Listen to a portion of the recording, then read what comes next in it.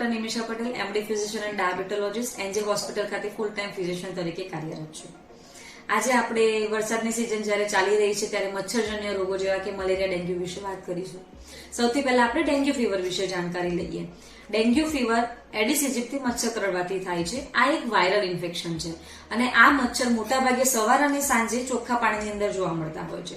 હવે આપણે એના લક્ષણોની વાત કરીએ તો પહેલા સ્ટેજની અંદર તાવ આવવો, માથું દુખવું, આંખોની અંદર બળતરા થવી, શરીરમાં કળતર થવી, સાંધાનો દુખાવો થવો, આ બધા લક્ષણો જોવા મળતા હોય છે.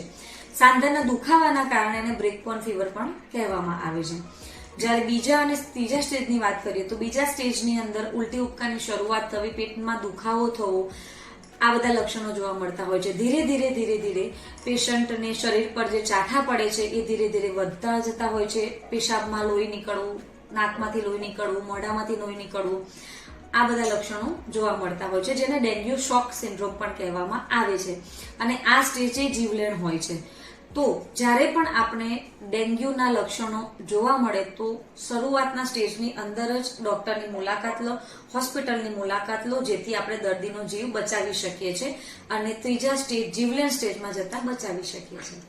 Thank you.